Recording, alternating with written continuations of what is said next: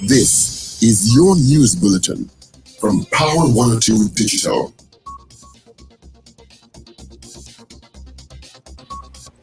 It is Wednesday, the 20th of March, 2024. Good morning, Trinidad and Tobago. This is news to 6 a.m. on News Power Digital. Homicide detectives have been told by the Director of Public Prosecutions, Roger Gaspard, SC, to continue working on the investigation surrounding the death of the 18-year-old girl in Valine, whose body was found buried in a shallow grave behind her parents' home. However, the police have been told to release Mathura's presidents, who are the two main suspects in her death, from custody. The challenge with the investigation may have been the time constraints to gather sufficient evidence in the matter to justify laying charges. The decision to release Mathura's parents comes days after lengthy consultations between the DPP Gaspard and investigating officers on whether or not any charges could be laid against the 66-year-old man and 62-year-old woman. The most recent meeting with the DPP on the matter was this past Monday. Police are looking at two potential charges in the case, including murder and the improper disposal of a human body. Mathura's father fled from the home before the police arrived at the scene last week to search for Hannah's remains. He was captured at a relative in El Dorado, Tunapuna, in an apartment last Wednesday. A senior police officer attached to the multi-operational police section was detained in connection with the allegation of sexual assault against his daughters. The 57-year-old inspector was arrested at around 12:30 a.m. at his home in the Central Division. Officers responded to a report of a domestic disturbance and met the suspect's wife, who herself was a police constable. Officers were informed that the allegations had been made and the suspect had sexually assaulted their daughters, who were ages 17 and 11. The suspect has been detained and investigations continue. Prime Minister Dr. Keith Rowley says state agencies have now become one with criminal elements, even as he says his government has been grappling with the state's contribution to the crime problem in the last 2 weeks. Speaking at a sword-turning ceremony at the New Quora housing development on Tuesday, Dr. Rowley said, quote, "For the last 2 weeks, we've been dealing with the state's contribution to crime, where state authorities in positions of trust have broken down, and the calypso, who's going to guard the guard, is now the most important question." 2 weeks ago, SSA found itself under the spotlight when the Prime Minister announced the recall of Ambassador Brigadier General Anthony Philip Spencer from Washington, D.C., to act as acting head of the SSA. Philip Spencer replaced Major Roger Best, who had been sent on administrative leave. Investigations reveal no staff member of the children's home where two girls became pregnant in May of 2023 were responsible for the pregnancies. Minister of Social Development and Family Services Donna Cox made the disclosure in the Senate on Tuesday. Over 500 children are accommodated in children's homes across Trinidad and Tobago. They are mainly operated by private organizations. In news of the region, Jamaica's opposition leader Mark Golding says Jamaicans have signaled to the Andrew Holness-led government that they want change. Golding made a comment during the contribution on his 2024-25 budget debate earlier this week. He says this was evident by the significantly high number of Jamaicans who voted in the February 26th local government election compared to the number voted in 2016. And finally, U.S. Secretary of State Anthony Blinken says Gaza's 2 million people are experiencing severe levels of acute food insecurity. He said this was the first time an entire population had become so classified when questioned by the BBC about the conditions in Gaza. Blinken called on Israel to prioritize providing for those in need. And that is news to 6 a.m. right here on News Power Digital. We'll have major news coming your way at 7 a.m. Good morning.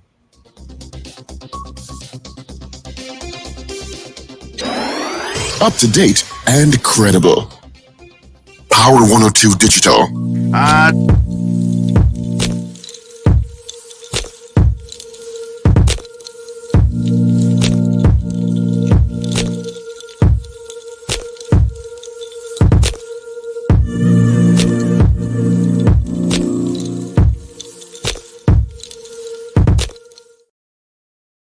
National Day of Happiness. So be happy. I can sing the song, but it might rain. But that might be a good thing.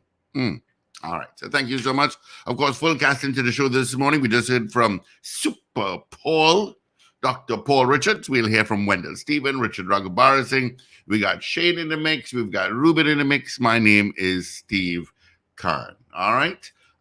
Quickly, before I say hellos, let's take a quick look at traffic, see what's if there are any issues. There was a serious accident by Arangwes at 3 o'clock this morning. Hopefully that will be cleared up. Some volume going through Chase Village and from Charlieville towards the interchange, a little bit by Trin City towards UE and getting into Port of Spain. Just volume, just cars. There is no primary school today. SEA exams is on tomorrow. So traffic might be a little lighter today. Might be. We'll wait and see how that goes. It is 26 degrees at Piarco International Airport, and it is 27 at Crown Point in Tobago. So let's say good morning, good out to Super Paul. Okay, let's wheel and come again. Good morning, everyone. Good morning to you, Super Paul. Good morning, everyone. Wake up, pal. Like you got home late. 11:30. Are you serious? Ooh. Should we shut it? But you said it was going to be a late night. You said it was going to be at 9. So that's a long. You had a very busy day yesterday. You will have another busy day today. Yep. Such is life. Good morning, everyone. How are you all this morning? How was stuff in the Red House last evening? Typical. Typical. Well, let's you send us hellos first thing this morning via those watching us on YouTube and on Facebook so far. DJ Ray out in Tampa. Good morning to you. Garcilia out in Valencia. Isasha out in London. Marcia Rock in Orlando. Oliver Man Warren, Wendy and James, good morning. Ewart Raj Paul, Wayne B in Covington, Georgia. Rena Budu Jennings, good morning. Woohoo, good morning. Ray out at West Palm Beach, Florida. John Cato, good morning to you. It's Hump Day Wednesday. I forgot to say that. CJ in New York, good morning. Trinidad Margot, Shireen Jack, Doreen Pierre, morning DPA, Karen Joseph, good morning. I wonder if it's Karen Joseph that I know in New York. Anyway, Boy Bedesi, Carol Guevara, Shuin Kerr, have a wonderful day as well. Gloria Gray, Mo Gaines out in Aruca, Cohen Duke, Vaughn Drayton, good morning to you guys. Michael out in London. Another Michael. Dan Raj in Central, good morning. And Val, good morning to you, Val. Hope all is well. Hope you guys had a great evening. It's pretty warm this morning. Morning, Ragoobarsingh. Ragoobarsingh. Good morning, guys, and good morning to our listeners and viewers, wherever you are. You're on before Wendell? On this Wednesday morning, of course. Go buy a lot of this tickets. Wednesday morning. It's Hump Day Wednesday. International Day of Happiness. Right, today's International Day of Happiness. I was trying to remember when it was. I thought, I don't know why I thought it was the 21st, but it's the 20th. Tomorrow is World Down Syndrome Day. Right, that's it too. I know they were kind of close. Yeah. So there's some places that give you free stuff today, not so? But they used to. They used to. You like free doubles and stuff like that, things like that. Really? World Happiness Day. Remember when Trinidad and Tobago scored really high on that happiness index? I think we still I don't know, but I don't think they follow it anymore. I don't think they have it anymore. But they used to have it, and Trinidad and Tobago used to be pretty high, That we're happy happy But people, I guess. take it after carnival. No, generally, I think people. Happy. I mean, people talk about what's wrong, and people can get very upset about it. But generally, some people, not everybody, but some people are still, strive to be happy, doing what they do, or doing what brings them joy. So Anyway, good morning, everyone. Morning, Ragoobarsingh. How's the road this morning? um, pretty clear. I mean, I guess not bad, not bad. The strange thing happened to me yesterday, in the sense that I was driving. I was coming out of a movie town, and I was going straight across. Cause I never like to take rights road. I always think I meet traffic, and this was about maybe a little after 7 in the night, and I was crossing straight across to head west of Hazy Crawford to take it from Arpita Avenue, and there was a car driving alongside me, and they were flagging me down, honking the horn. As soon as I on that little dual carriageway there, and they were telling me, "You have a nail in your tire." So I rolled on my window, but I didn't stop. We were just riding along next to each other now. And they said, "You have a nail in your tire." So I said, "Okay, thanks." But I'm looking at my dashboard, because my dashboard would tell me if I'm losing pressure in any tire. And I said, well, okay, I'm not going to pull to no side to stop to check nothing, because they said there's a nail, but I'm not seeing that I'm losing any pressure. And sometimes it's better to leave a nail in rather than you go and try to take it out, and then you start to lose pressure. So I just left it at that. But then I was thinking, not that I think they would. I think they were being really, helpful. But I think, that could be a ruse that somebody could use to make you pull to the side. Yeah, the negative. You understand? Yeah. Yeah, cause you distress. Not that I thought they were at all. I mean, in just your quick judgment of somebody driving alongside. But I'm looking for a nail and I can't find the damn nail. But then, so I say I'll have to take it out to a shop and let them check some point today. Yeah, do that today. Why did Mrs. R get vexed with you? Mrs. R, she's vexed with me. Well, she's taking it in her tire. So. Oh. Good morning, Wendell. Morning, gentlemen. Morning. You're not jumping that chat now. Well, that's kind of things that you would do, Paul. Well, the kind of thing that might have been done to him. I was That's what he's projecting there. I don't know. Good morning, Sherby. I was catch up the car. Zena put some good nails in your tire, what? We had a man who sat in the parliament who a woman allegedly mashed up his nice, expensive sports car already, Not one. Not one. Who was that? Why do I remember that vaguely? Yeah, me too. We interviewed him quite a few times. He was most accommodating to us. Okay, I don't think it was recent. It's years ago, right? No, it's years ago. But somehow it's somewhere. It's not no one within this particular government. I know when Screen get bus something. Yeah? Okay. When Screen get bus in front of outside of one house. Yeah. Oh God. Is he might to remain single? No, remaining single don't help that case. A woman is a woman regardless of whether she married to you. And man too. Nah, man. That's why I say it's better to be single sometimes. You don't have to be involved with no confusion. But that's when you just get understand? What single? Oh. How? You don't let me start now. Oh God, I know a particular person, a friend of mine, who was dealing with a particular minister back in the day. Mm-hmm. And she heard outside your house, XYZ, come out. Your children have no money to go to school. Paul Richards, come out the house. They're hungry. Come out today. Give me the money. The children have no money to go to school. Mm-hmm. And the person came out and gave her the money and went back in the house. human beings are human beings regardless of what level of the society they sit in. Why you feel that is the level is at the bacchanal? No, that's what I'm saying. A lot of people feel that certain levels do have bacchanal.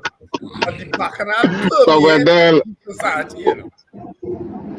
but that's why I said there are benefits to being single.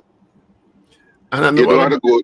and, You don't have to go through that drama. and the other one who went on the the monitoring cameras in the house and see the wife or the spouse cavorting. Well, it wasn't the wife, eh? Well, I know you're trying to dress it up, but it always seems to be the how do I put this safely? Maybe she was smitten. The ministry of exercise. good one, Steve. It always seems to be the ministry of exercise. Good one, Steve. She was smitten. And the ministry of exercise always in the spotlight. Oh, good. Why I am so out of it and out of the loop that I feel clueless as to what you're talking about. Richard, we would have I dealt with just- all these matters on air already. Folks, I have to tell you, the chat last night in the group, you had to laugh at it. Huh? Pick up on that, Richard. The young lady was smitten. You can't figure it out yet. But she Of can't be course he is, smitten. of course he as- knows what we're can be talking about. smitten. She can't be smitten. Or she gonna be smitten. Is that a new word? Richard, you figured it out yet? But Oh my God. Spell smitten. oh, you're talking about the naughty minister. You That's did a so many. whole Which play one? on it, exactly. Which one? Yeah. We did a play called The Naughty Minister. Which one? There was a play we did called The Naughty Minister. I know. Which one? And my wife, I was the naughty minister, and my wife was Nikki Crosby. And she said, I'm going to tell Dr. Rowley on you. And I hold on to her leg and I say, oh, no, you can't tell. You can't tell Dr. Rowley, please, no. I was one of the scenes. I'm going to say something. If you know what I know, you would not put it Wendell. What? If you know what I know, you wouldn't.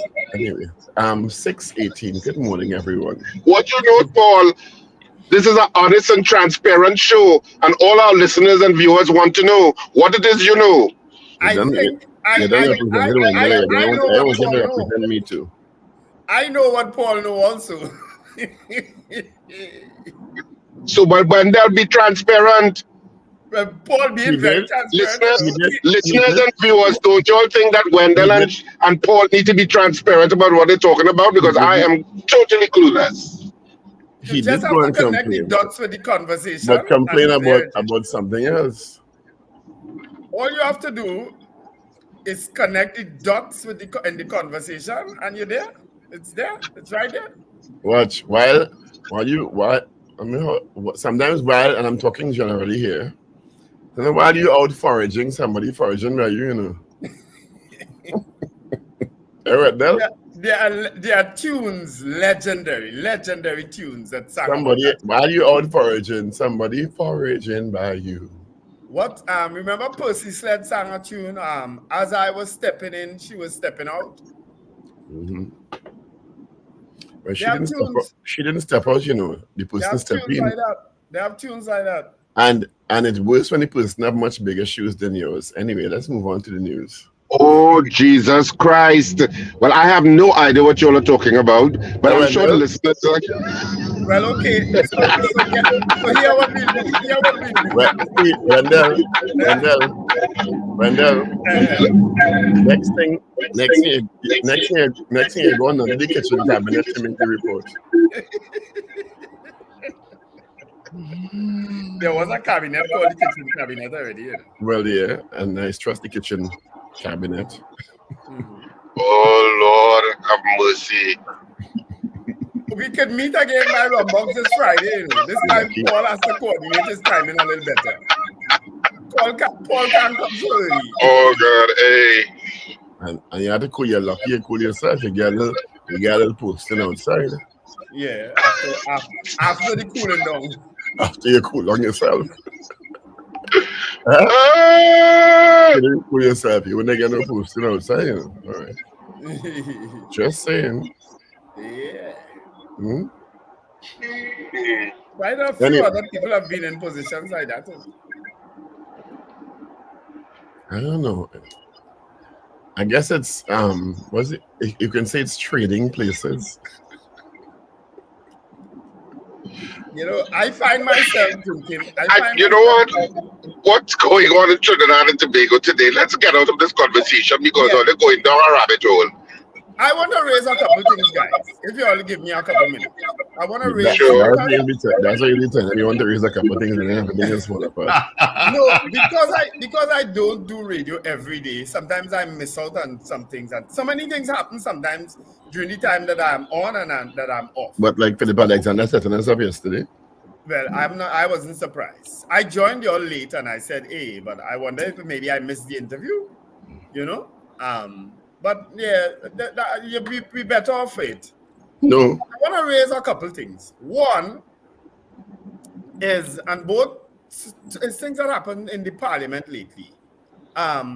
One is the appointment of Miss Suzette Martin, who's the head of the PSB, to be a deputy commissioner of police. Now, if I was Wendell Lucas, I would be watching that and saying, "What's going on here? What did I do?" You know, and I want to raise it from the perspective of they would have taken Wendell Lucas's name to the Parliament. They would have read out his CV. The opposition would have raised concerns about him. And then when it came to the vote, the government voted against him and the opposition abstained their vote, even though they were the ones who raised the concerns, right? When it came to Ms. Suzette Martin, again, her CV was read out, impressively so. And the opposition also raised concerns about Ms. Martin, right? About her being the head of the PSB when they went to extract Brent Thomas, and about her being on a charge, I think it's dangerous driving charge. That happened just last year. And then the government still, despite that, went ahead and supported Ms. Martin, and the opposition all voted no. I'm saying that, as I say, if I was Wendell Lucas now, whose name went forward, I would have been concerned about how that went down through the Parliament. But maybe some explanation will be forthcoming. But Ms. Suzette Martin is now a deputy commissioner of police, despite being on a charge right now. Okay? But Wendell, what makes you think that any further explanation will be forthcoming? I don't know why you think any explanation coming. Well, I don't know. Who gonna explain? I don't know. Nobody gonna explain that. Who gonna explain? Who gonna explain? That was strange to me. You understand? We discussed it yesterday, and I said the same thing. I said, on one hand, you have questions being raised, although the Minister of National Security did attempt to respond to Dr. Munilal's points raised, including the Vasquez situation, including the Brent Thomas, in the words of the judge, abduction, which is now under appeal. Yeah. And also the charge that Miss Martin has been laid against Miss Martin. Yeah. Right? And what we discussed and said yesterday is that, and this is Minister Hines' work, the Brent Thomas thing is the motion is not against Miss Martin per se, it's against the state. It's right. It is. Right? So you already can't pin that on Miss Martin. Right. Correct. Right? As a case, as a matter before the courts. Right? Two, the Vasquez thing, the response was that there were letters alluded to by Dr. Monilal when, as Miss Martin is head of the Police Professional Standards Bureau, and Minister Hines said anybody who's in that position, investigating officers, may be the subject of people complaining against them. Correct. Because they may be the subject of investigations themselves. Yes. And complaints themselves. Yes. And three, what we said, because there was no explanation for this in relation to the charge, is that someone is innocent until proven guilty. Yes, she's charged, but we don't know how the case will come out. Right. So all that I have no problem with, except that in the case of a police officer, the PSB investigates complaints against police officers, right? Whether you make a direct complaint or not, they have they can investigate a complaint. And I'm saying, how come Miss Martin, she remained as head of the PSB, if I'm not mistaken, even though she was on the charge, and even though there were complaints against her, she remained the head of the PSB, and now she's a deputy commissioner of police. That was strange to me. The strange part is one person. There were no issues articulated against the person. Right. And the person was just not appointed, not supported by the government. Mm-hmm. In this case, there were several issues articulated against the person. Attempts were made to respond to them. There is a charge in place. Yes. But the person was appointed. So my response yesterday is if they want to, they want to. If they don't want to, they don't want to. And that is absolutely what went on. Mm-hmm. Right? So that's one issue. The other issue I want to raise is Mrs. Kamala Prasad-Bissessar, the opposition leader, gets up in the parliament and says that she is not the owner of any property abroad and none here in Trinidad either. And I found that an incredulous statement that it just went through and nobody challenged it, because that should be easy to find out. She would have been filing integrity papers over the years that has to state your interests of land and buildings and so on. So to me, that's an easy fix. Don't we have anybody maybe the property or properties are under the name of Dr. Ragoobarsingh.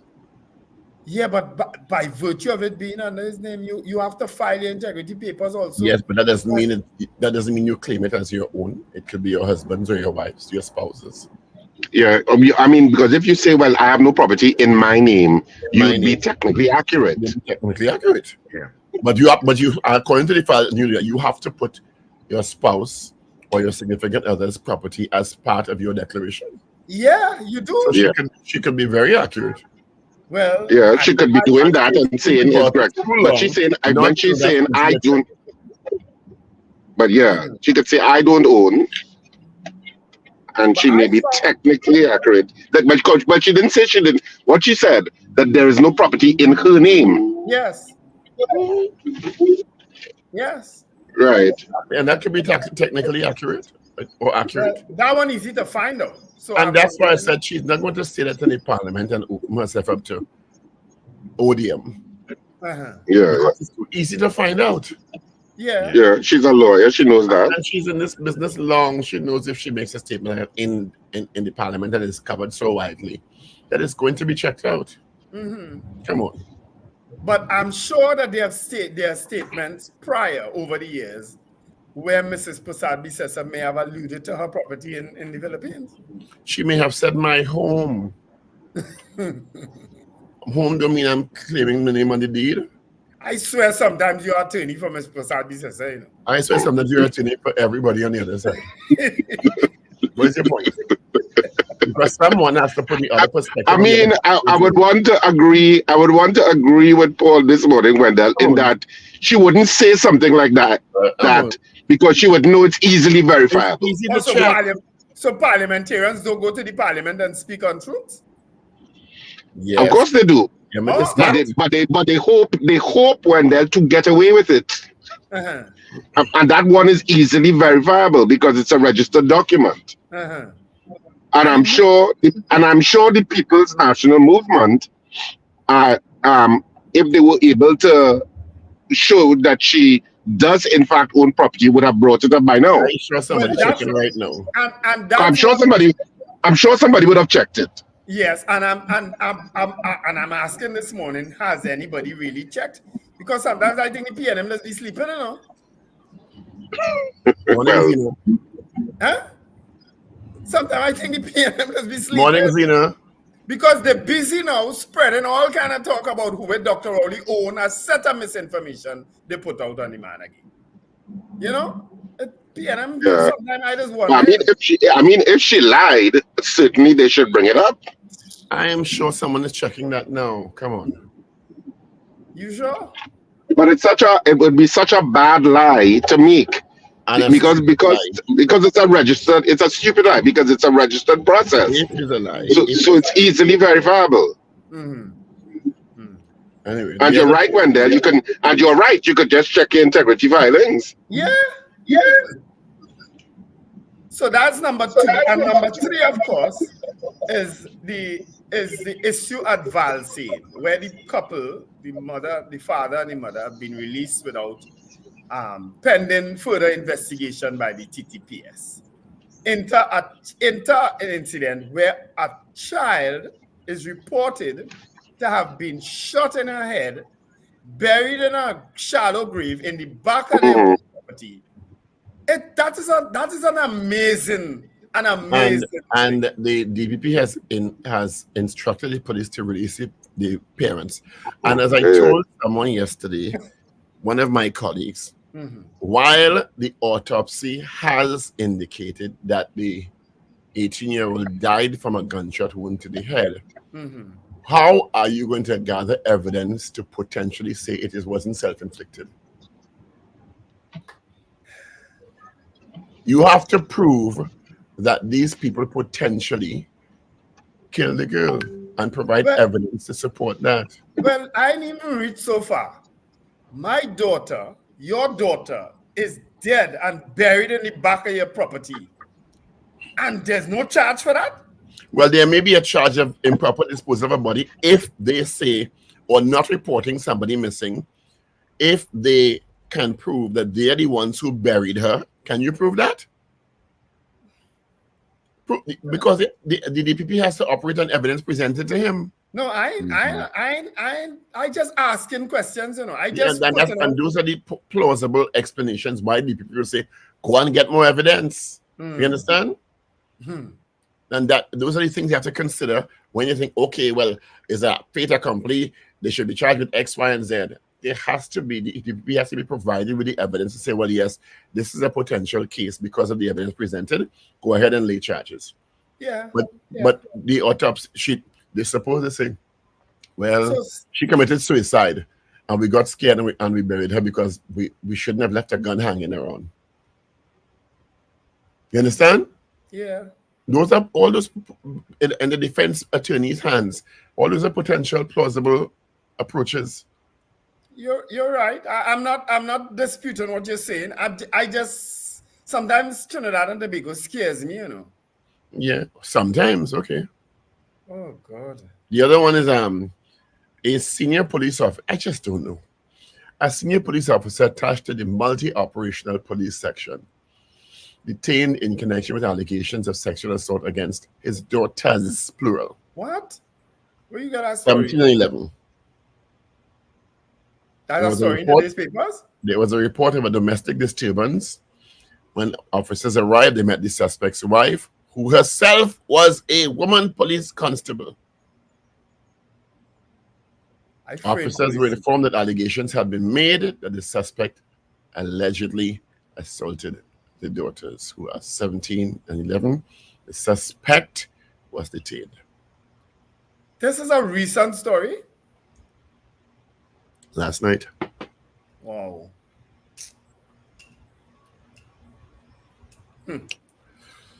Okay. The Prime Minister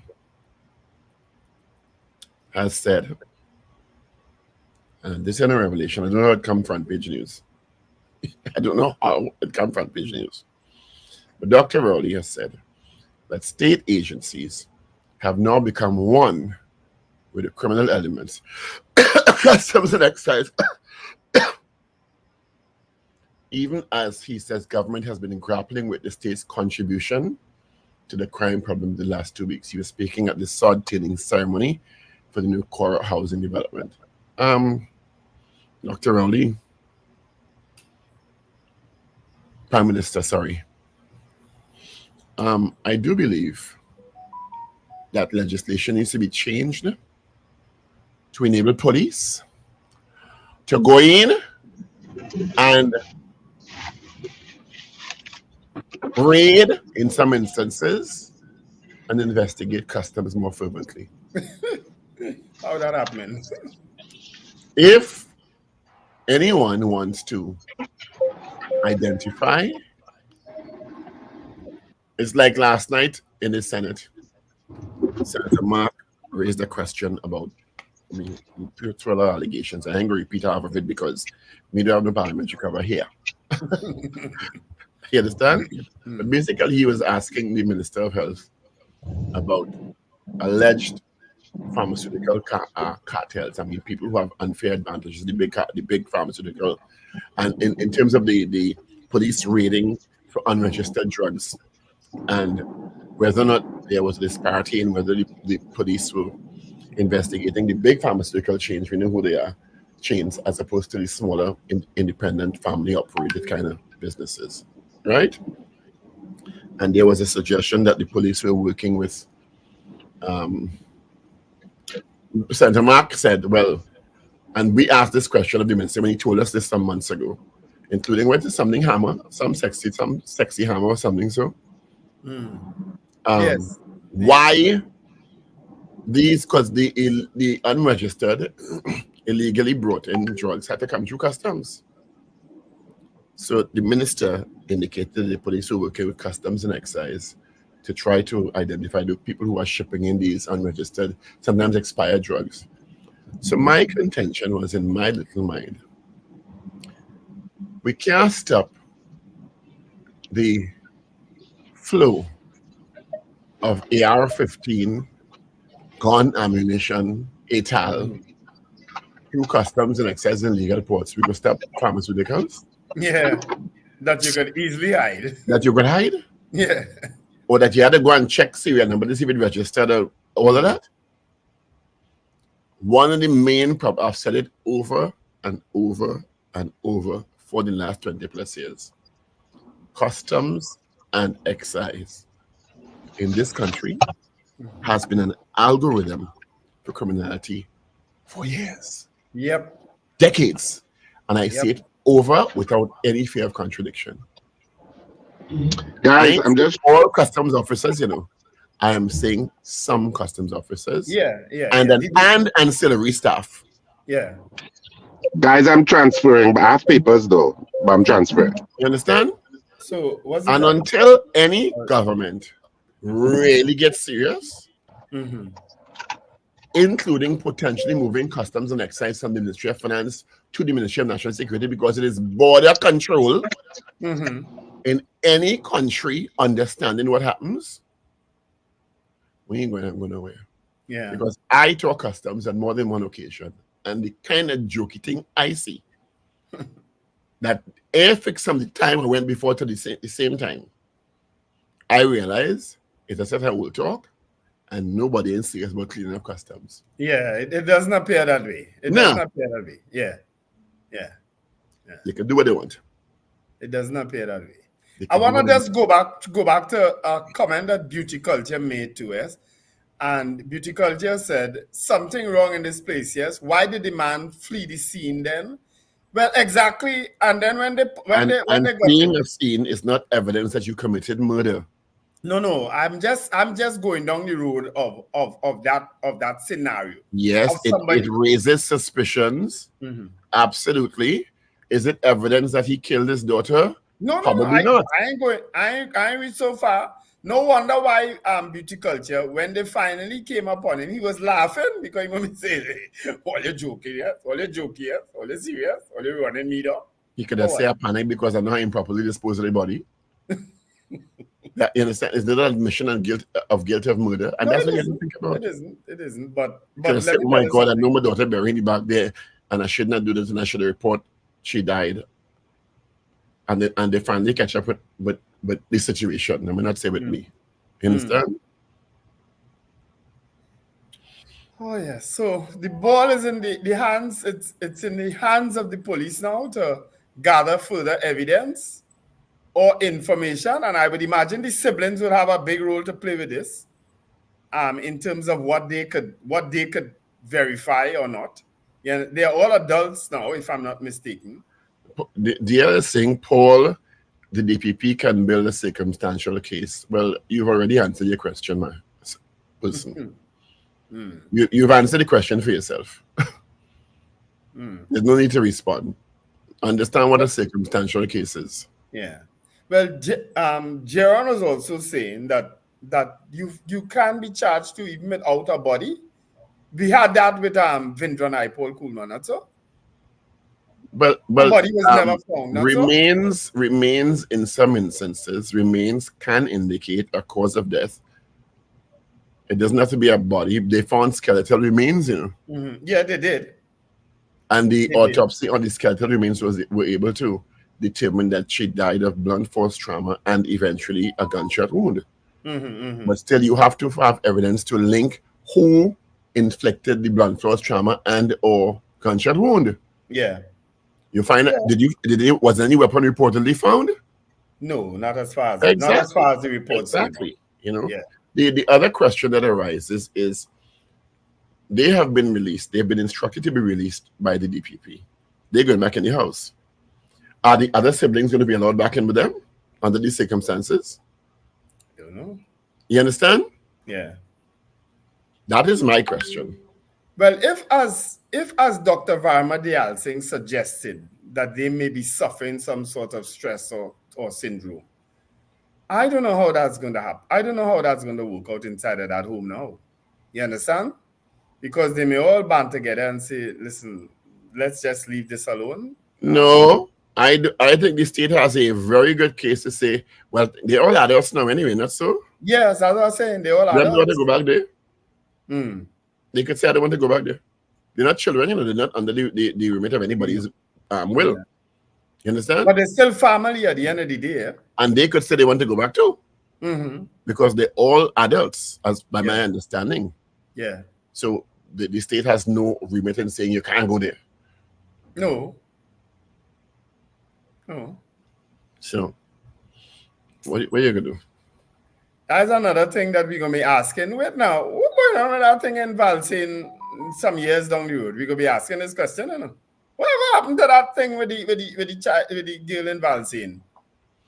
Somebody might be asking it. Maybe not us, but somebody else 10 years, 15 years down the road might be asking. Somebody's saying one is a minor, but the state will have remit over the minor. And if they feel the minor may be in danger, even on the slightest bit of whatever has been what has transpired, they could say, we're not comfortable sending that child back in that situation. Whatever happened with the case where the guns they find in a house in Valsine? You see what I mean? That's where we are sometimes. Wondering what's going on with something. Sorry. Yeah, you are a little late today. Well, Richard is back in time to do newspaper. I was typing on my phone. I was going to say good morning. That's where the mic is mute. When you get snarky, you have an automatic mic mute. You're still muted. Maybe it should stay that way. All right. You all hearing me now? Yes, we are. All right. So the Trinidad and Tobago Guardian for today. Let's start with that. And of course, today is March 20th, 2024, and it's World Happiness Day. So be damn happy. So the headline, too close for comfort. PM expresses unease amid ongoing SSA probe. Suggests state agency and criminals have become one. Worried that citizens are turning a blind eye to crime. Why would citizens be turning a blind eye to crime? When did they report it? I spoke about when did they report it? I spoke about this the other day. You think a lot of people don't know what's going on? Yeah, and they're not reporting it. That's it. That's what he means. And he's right. Absolutely right. He is absolutely right. Good poll question to poll. So anyway, Prime Minister Dr. Keith Rowley delivers a feature address at the sod-turning ceremony for the HDC's Cora Housing Development at Cora Royal Road, Tunapuna yesterday. DPP orders release of Hannah Mathura's parents, which is, of course, another turn of events in that saga. Ministry of Health official accused of sexual misconduct. And government appoints 3 revenue authority heads. All of that is on the front page of the Trinidad and Tobago Guardian. On the back page, as TNT stickmen whip Canada 7-3, Vieira snares Beaver trick. Whatever that means, that's, of course, hockey. Work it out. But that's it for the front and the back page of the Trinidad and Tobago Guardian.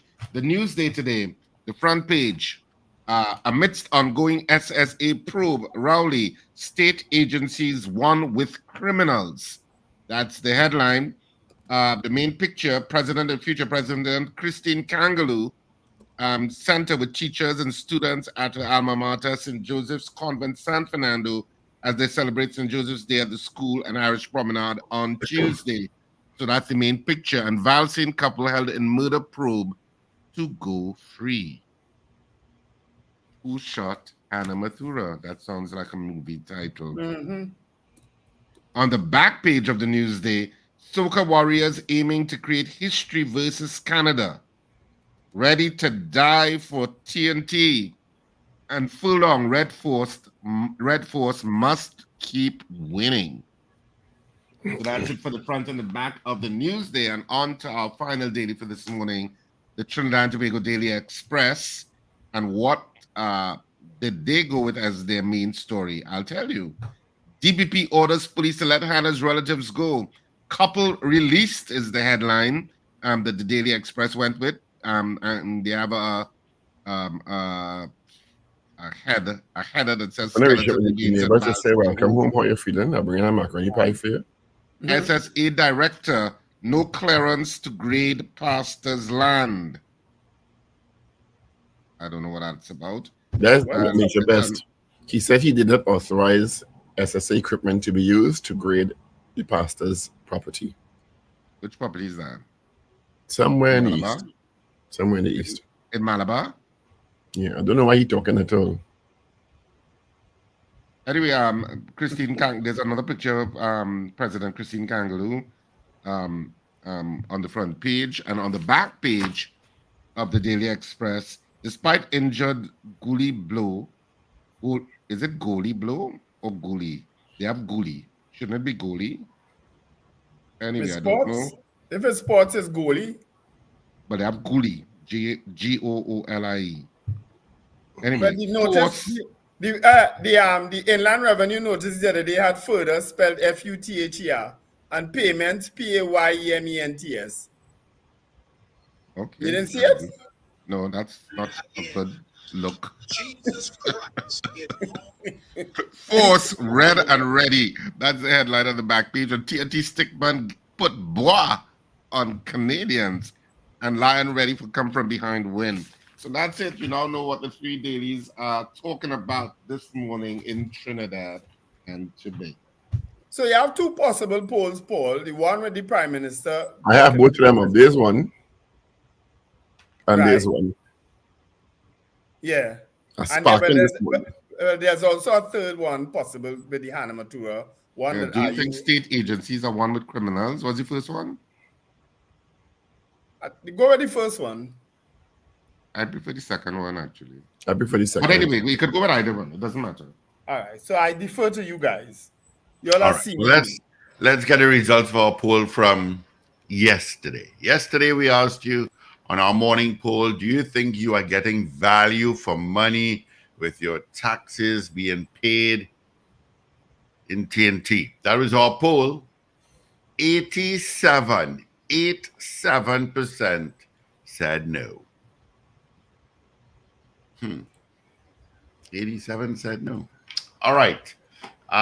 Good morning, Shuma Wilson, Althea James, Rondon Davis, Ray, Rena Jennings, Maria Celia, CJ New York, Mrs. R.D.L. Roger, the Great, Guy Small, Listra Lodge, Kalal Cupid, Beauty Culture, Lando, CPT Singh, Boy Badesi. Good morning to you all. Sankofa, good morning. You see, this particular poll is so wide. Jimmy, good morning. In terms of all right, let's go with the morning poll. Do you agree with the Prime Minister that citizens are turning a blind eye to crime? Do you agree with the Prime Minister that citizens are turning a blind eye to crime? 222-8255, North Americans, toll free, 866-525-1099 on Facebook, on YouTube, and on WhatsApp at 318-1021. I don't know what I believe about this poll. I mean, I don't know. I think the vast majority of citizens do not turn a blind eye, but Don't influence the poll. I don't know. You want to go outside and vote? I think it's a strange statement for him to have made, though. I think it's a The true boy statement. Bidesi says no. I think Boy Bidesi might have Ron, been responding to the previous poll that was up. I don't know. Captain Ron says no. Michael in London says yes. Maraval on the road says no. Long Islander says yes. All right. Do you agree with the Prime Minister that citizens are turning a blind eye to crime? Let's take this call. Good morning. Yes, good morning. Morning. Yes, I agree with giving the turning a blind eye and giving moral support to crime too.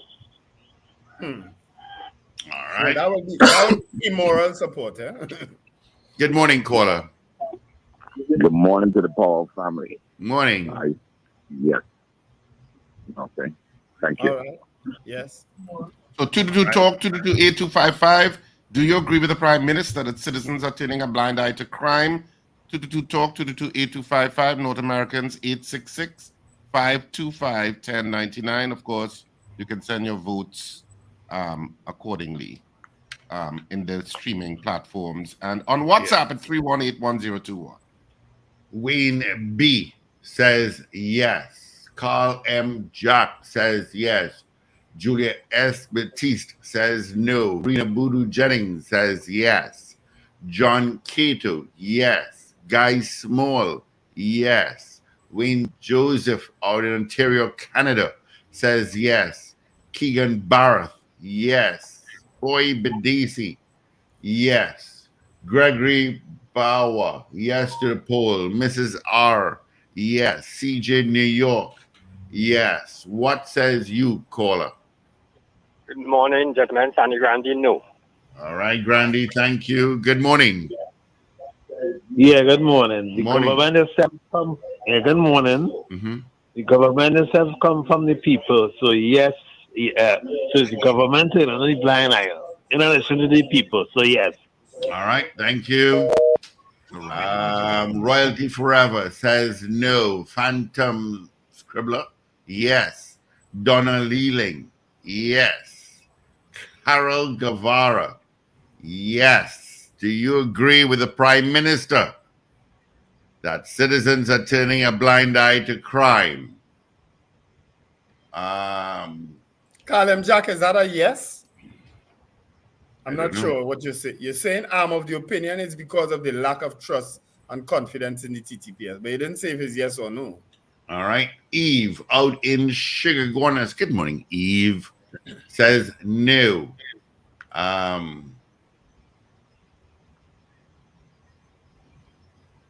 right. Bobby says yes. Thank you, Bobby. Trini B, yes. Kenny in Harlem says yes. Michael Robinson in Yokohama, Japan says no to the poll. I thought that was a Japanese word, when he say no to. Morning, Manish. Morning, Michael. How your friends Morning, going, Julia Michael? S. Batiste. I haven't said good morning to you in a while. And of Hope course, your friends had a good good trip to Trinidad for Carnival and Panorama. Yeah, man. Good morning, caller. Good morning. I said no. What are citizens supposed to do about crime? What can we do? We do everything we can do. We raise the fence, we put burglar proof, we put CC camera, we doing everything. So how are we turning a blind eye to it? We can go and arrest the bandits.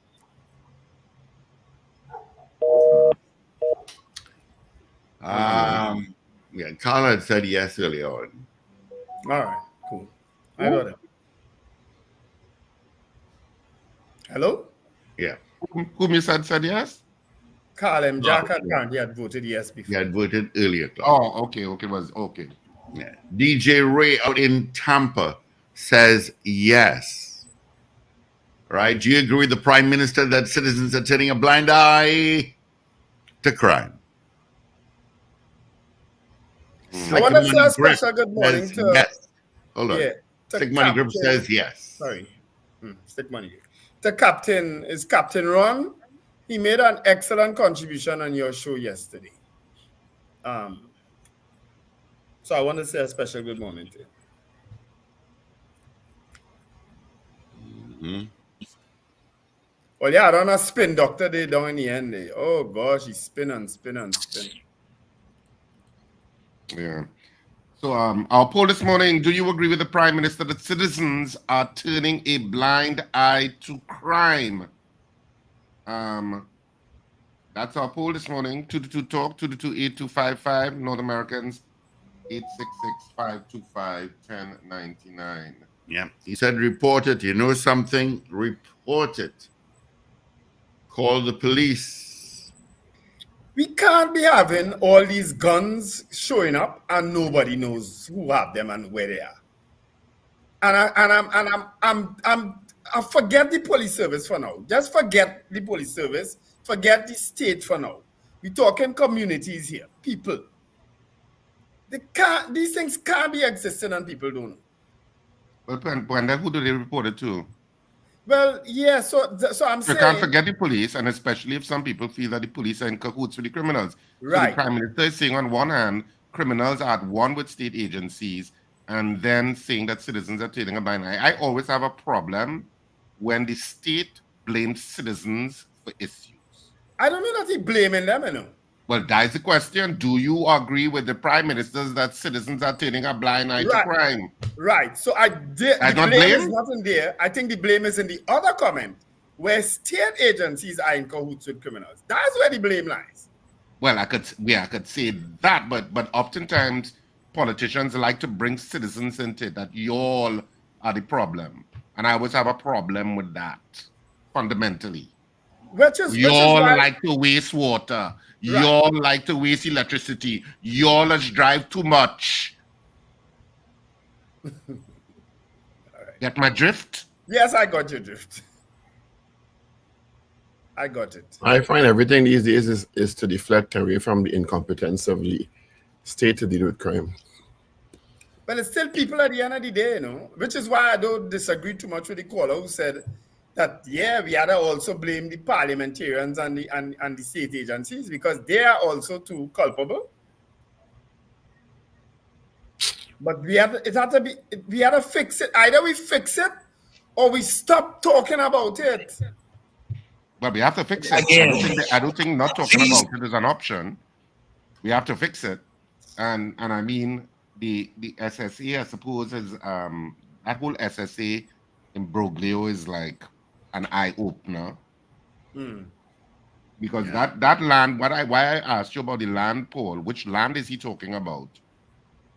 It's and I checked in the newspapers to see what they were talking about, and it's land in Kumutu, which is why the murders from 5 years ago came up in the story in one of the dailies earlier this week, saying that 5-year-old murder, where 2 people were murdered in Kumutu, has now resurfaced.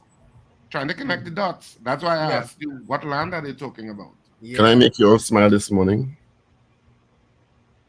You buying roti for me again today? I want a beef.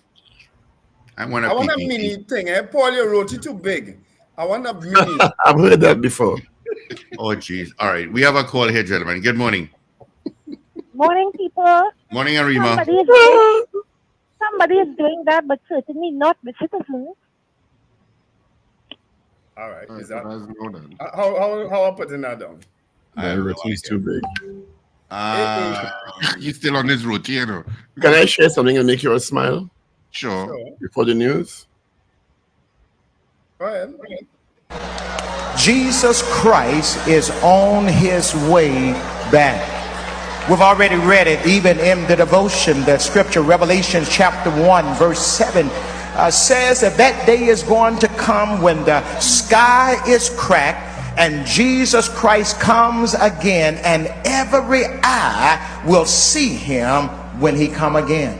And so here's our question for you this morning, brothers and sisters. The simple question is this right here. Are you ready? Are you ready for his return? Amen. No, you've been at church and you see that. You see him? All right. Amen. Amen. Are you ready for his return? Brothers and sisters, are you ready today for the return of the Lord coming again? Well, that obviously is not. Obviously, that's a small church. Why are they corrupting the messages like that? I don't know why they feel the need to go to that extent to corrupt the message. Let's grab this call. Good morning. Yes, good morning. Morning.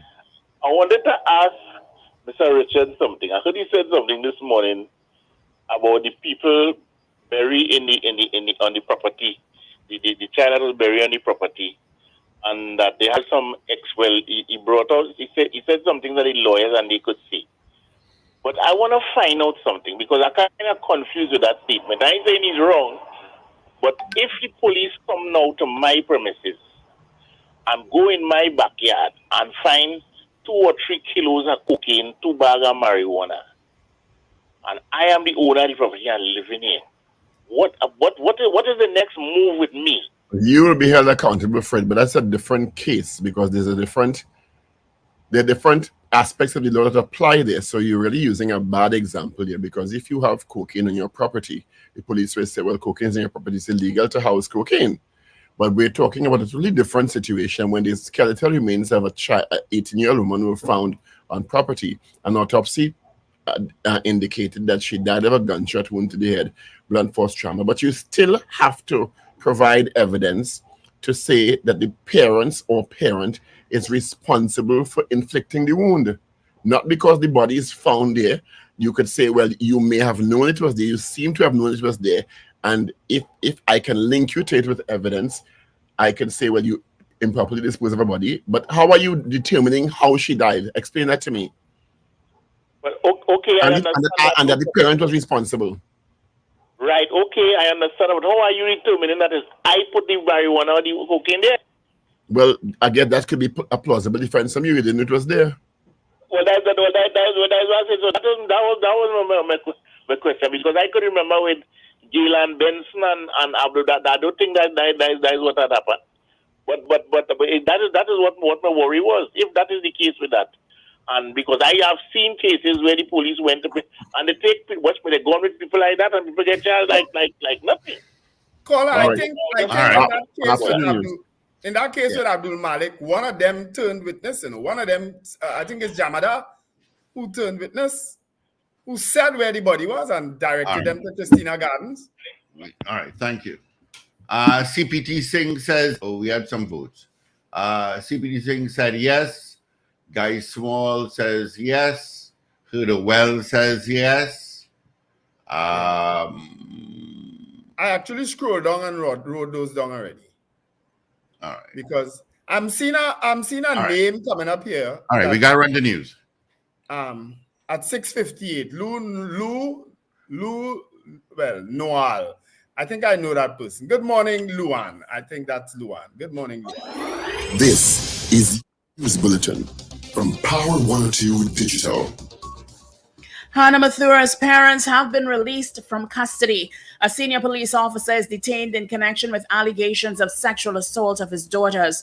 Prime Minister Dr. Keith Rowley says that state agencies have now become one with criminal elements. And Minister of Social Development and Family Services says appropriate action has been taken following the pregnancy of 2 girls at children's homes. Details in a moment. This is news to 7 o'clock on Power 102 Digital. I'm Avril Sentil-Bab. Good morning. Hannah Mathura's parents have been released from custody. The police have been instructed to release the 2 main suspects in her death. The challenge with the investigation may have been the time constraints to gather sufficient evidence in the matter to justify the laying of charges. Homicide detectives have been told by Director of Public Prosecutions Roger Gaspard to continue working on the investigation surrounding the death of 18-year-old Hannah Mathura, whose skeletal remains was discovered in a shallow grave in the backyard of a family home in Valine. The decision to release Mathura's parents came after days of lengthy consultations between DPP Gaspard and investigating officers on whether or not any charges could be laid against the 66-year-old man and 62-year-old woman. The most recent meeting with the DPP on the matter was on Monday. Police are looking at 2 potential charges in the case, including murder and the improper disposal of a body. Mathura's father fled from the home before police arrived on the scene last week to search for Hannah's remains. He was captured at a relative's El Dorado, Tunapuna apartment last Wednesday night. A senior police officer attached to the Multi-Operational Police Section, MOPS, was detained in connection with allegations of sexual assault of his daughters. The 57-year-old inspector was arrested at about 12:30 a.m. at his home in the Central Division. Officers responded to a report of a domestic disturbance and met with the suspect's wife, who is herself a woman police constable. Officers were informed that allegations had been made that the suspect had allegedly sexually assaulted their daughters, who are aged 17 and 11. The suspect was detained. Prime Minister Dr. Keith Rowley says that state agencies have now become one with criminal elements, even as he says government has been grappling with the state's contribution to the crime problem in the last 2 weeks. He made the comments at a sod-turning ceremony for the new Cora housing development on Tuesday. Dr. Rowley said that for the last 2 weeks, they have been dealing with the state contribution to the crime problem, where state authorities in positions of trust have broken down, and the calypso, who's going to guard the guard, is now the most important question. 2 weeks ago, the Strategic Services Agency found itself under the spotlight when the Prime Minister announced the recall of Ambassador Brigadier General Anthony Philip Spencer from Washington, D.C. to act as head of the SSA. Philip Spencer replaced Major Roger Best, who had been sent on administrative leave. After a series of events that began on March 2nd, Dr. Rowley replaced Best after the cabinet was reportedly informed of an impending national security threat. On March 3rd, the Prime Minister, head of the National Security Council, announced that Best, based on the Council's recommendation to the cabinet, was sent to immediate administrative leave, paving the way for Philip Spencer's appointment. Philip Spencer has been tasked with conducting an audit of the personnel, equipment, and processes at the SSA. Investigations reveal no staff member of the children's homes where 2 girls became pregnant on May 2023 are responsible for the situation. Minister of Social Development and Family Services Donna Cox made the disclosure in the Senate on Tuesday. Over 500 children are accommodated in children's homes across Trinidad and Tobago. They are mainly operated by private organizations. The Children's Authority of Trinidad and Tobago has responsibility for establishing and monitoring the care of these homes. The response was given in the context of a question posed to the Prime Minister, which wanted to know what action is being taken to address the situation in light of May 2023 reports that several girls under the age of 18 years old and residents of state care institutions became pregnant. As it relates to the children involved, the first course of action that the authority took was to conduct a psychosocial investigation to safeguard and treat for the needs of the children. This included conducting interviews with the children and staff at the home to understand the child's current needs and the risk to other children. Support services were provided to the children. One of the girls turned 18 and is no longer in state care. She was reintegrated with her family, where she's receiving the relevant support to take care of herself and her baby. Minister Cox said regarding the reports received last year, checks at the authority revealed these incidents took place in May 2022 and January 2023. The other child remains in state care and was placed at another home where she continues to receive the necessary intervention and support.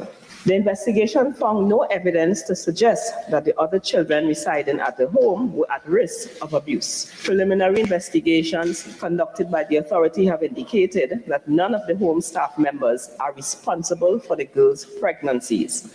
It is important to note that the authority's investigation does not negate the ongoing criminal investigation conducted by the Trinidad and Tobago Police Service into these incidents.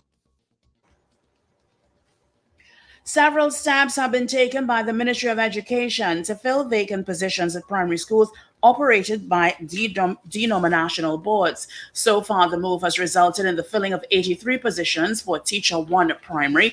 The ministry worked with the Teaching Service Commission to carry out a recruitment exercise in January 2023.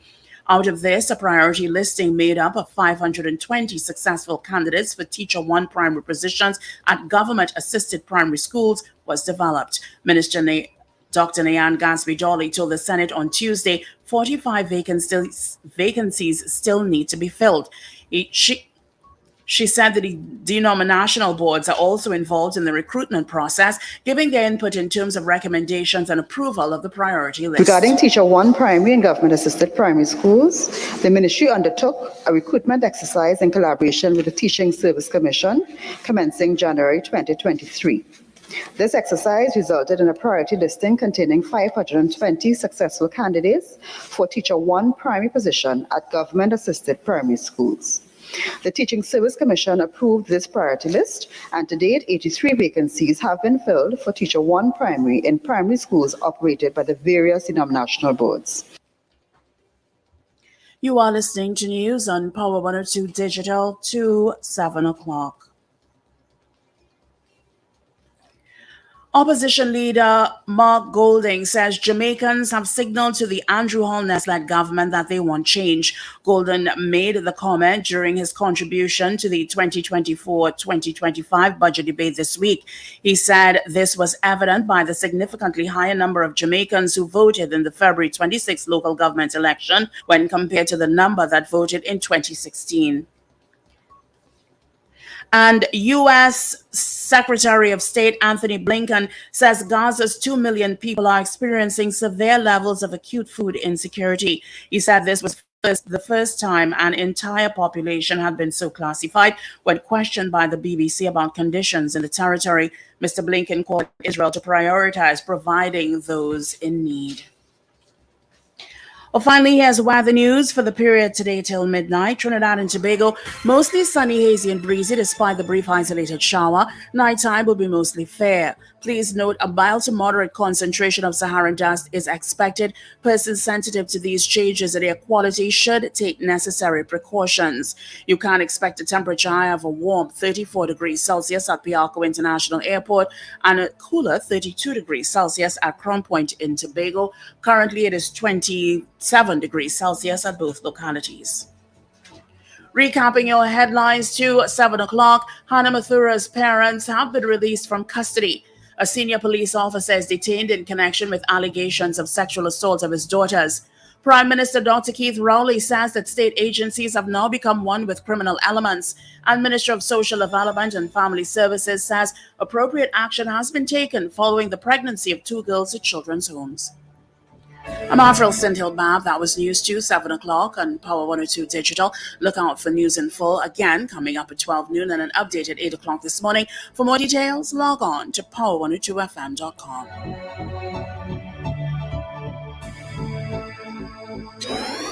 Up to date and credible. Power 102 Digital. All righty. Thank you so much, Avril, for our major news. You could join her again. Come at 8 o'clock for our news brief. All right, quickly, let's see what's happening on the highways and the byways. Looking at Riverland Road in Cooper, headed to California, Point Lisas. That's a busy one this morning. A lot of volume there. The Solo pretty much clear until you get to, let's see, what road is it? Monroe Road is where you're going to pick up your traffic heading northbound towards the interchange. Going to Santa Rosa and O'Mara Road, you got some traffic. Piarco towards Orange Grove, a bit heavy. But after that to UE, not too bad. You pick up a traffic again from Curepe heading into Port of Spain. Eastern Main Road, not too bad at this time. Just going by Macoya and going through by St. Joseph towards Mount Hope. Got a little traffic. Out of Maraval, not too bad at all. Yeah. Halfway down is where you're going to pick up your traffic. Got nothing to tell you about out of Diego Martin. There's no primary school today. SEA exams are out tomorrow. Well, they'll sit down for the exam. Going to Kelly Village and Ibis Gardens towards Curepe, you got some traffic. All right, so that's a quick one for you. Right, so let's see if we have any more votes. Let me just check here. Okay.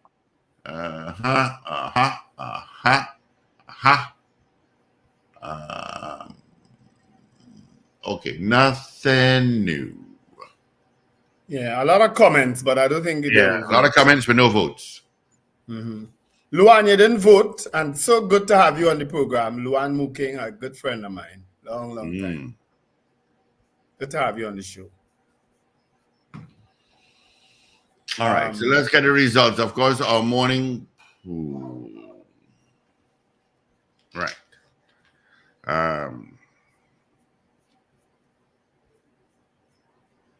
So our morning poll, we asked you, do you agree with the Prime Minister that citizens are turning a blind eye to crime? That was our poll this morning. Of course, I'll stay up until tomorrow morning when we give you the final results. Yeah. And, what's the verdict? I have 28 people saying yes and 9 saying no. 28 said yes and 9 said no. All right. I think people are turning a blind eye.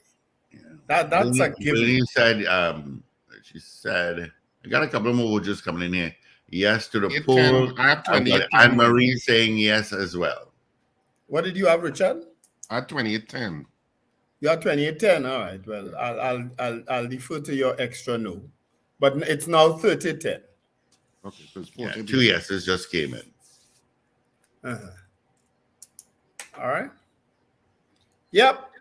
But now, interestingly enough, I see that work is on for a new Port of Spain multi-story car park to start in May, but it said a car park, construction of a multi-story car park at the corner of St. Vincent and Edward Street. What's the corner of St. Vincent and Edward? Yeah, that can't have a corner there. Exactly, because those are parallel streets. Yeah. So you can't have a corner of St. Vincent and Edward. So I was totally confused. St. Vincent and Edward? It must mean, they must mean in that block on Park Street there, in that block between St. Vincent and Edward. Sheffield used to be? It would be opposite that. It's a big empty space there. Oh, you mean there? By Green Corner. Yeah. Right. Opposite Globe they're talking about, I guess. Well, on the upper part, not Park. What will that be? Tragridge Road.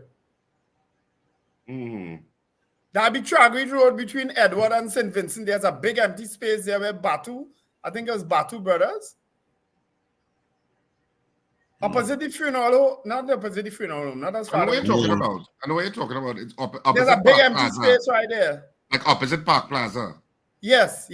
On its western side. Yes. Right there. It has to be that they're talking about. Yeah. That's a good place for a multi-story car park. Well, they're building a multi-story. Udicott is building it. It's for 500. Well, it's under Udicott. 502 car park spots. That's a good place for a car park because Uptown is hell to park in that area, right? Yeah. And speaking of parking, as of Monday, there are new parking restrictions. Yep. In the capital city. They are the western side of Rosalino Street from Wrighton Road to Tragridge Road. No parking. Independence Square north and south between St. Vincent Street and Wrighton Road. In other words, the entire length of the promenade, really. In a kind of it's not the entire length of the promenade, Wendell. It's from St. Vincent to Wrighton Road. Because it occurred to me. Central Bank. Yeah, well, that's what occurred to me because when you have large crowds at Central Bank, cars have nowhere else to park but to go onto the promenade. Right. And they do park on those sides. Now they will go east of St. Vincent Street, which is not covered by that order. But they will certainly also go west of St. Vincent Street. Yeah. So I don't know, and they didn't take that into consideration. Of course, nobody took that into consideration. But in United, don't matter. In United, they didn't say there was any restriction or easing up in the night. Anything about times. So these people will be breaking it up, but there's nowhere else to park. Yeah. Because if you're on Wrighton Road and you want to turn into Independence Square, let's say east, There are cars that park right at that corner, you know. All the time. All the time. So you cannot park there whatsoever before St. Vincent Street, because in front of Unit Trust is always chaos. Yeah, and by that furnace building, it's chaotic. Yeah. In fact, I think that parking on Independence Square should just be on one side only. Yeah. It should be on one side and closer to the street, not on the promenade. So I can understand that. Well, I can understand that during Street. Yeah. Well, I could understand that during high traffic hours, but Sydney at night. If you want to bring life back to the city, if there is any plan like that, you have to have parking on both sides. Yeah, you can ease it up after maybe 7 p.m. or thereabouts. Yeah, 6, 7 p.m. Yeah. Yeah. And then there's Ryson Road from South Key to Sackville Street. South Key to Sackville Street. I don't think any car. Well, that would be in front of Breakfast Shed. And Parliament and so on, but you're not supposed to park there anyway. No, but people park there for boat rides. For boat rides. All right. So where are those people going to go now? Where are those people going to go now? Yeah. They'll have to use the parking. Or when you have line set.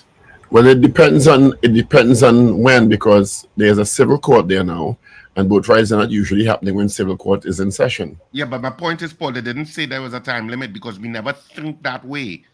Our legislators don't think that way and drill down into the details and say, well, post 6 p.m. parking will be allowed. They don't think that. Yes. And just put parking meters so if people want to park, let them pay. Yeah, remember that thing called parking meters? You all remember that? I spent 21 years in our council. Well, Chinua Allen is supposed to put it in because he had a directive from the Prime Minister that if they don't do it within the 4 years, they would have failed. Did I just stoops? Of course. And then there is a person driving a vehicle shall not stop or wait on the Beetham Highway between South Key and Abattoir Road. That is because a lot of people pull up, especially eastbound, right by the lighthouse and wait for people. Yeah. Well, where's you going to wait? Well, they're saying they can't do that no more. No, I can see that, because when cars pull up there, the left lane always have to kind of swing a little bit into the middle lane. What they should have done is just take some of PTSD compound and build a little lay-by. That's all. That's true. That's what all. we needed to do to solve that issue. Yeah. They could break down that wall. Some people are going to stop there. It's a stop-off point. You're absolutely right, Richard. They could just take the wall down from PTSD compound and go in a bit and create a lay-by. Yes. The fine for these new parking restrictions is $3,000. What they also need to do, especially westbound on the Churchill Roosevelt Highway, Page Road, approaching Page Road and approaching UE lights, take off some of that right concrete median. Because if you want to turn into UE, there's 10 cars can fit. You turn into Page, 6 cars can fit. And therefore the overpasses will eventually fix that. Sorry? The overpasses that they intend to build all the way going up there will fix that. Yeah, well, whenever that's going to happen. I don't understand Rosalino Street regulation though. Yeah, that's confusing. Rosalino Street is a one-way street. It's not the busiest street. It's busy, especially higher up, closer to Tragweed Road. I don't know which one is Rosalino Street. Rosalino is the one with the crazy five-way intersection. It's a crazy place in Woodbrook. Oh, opposite the Oval. There used to be a bar right there with sitting on the pavement and thing.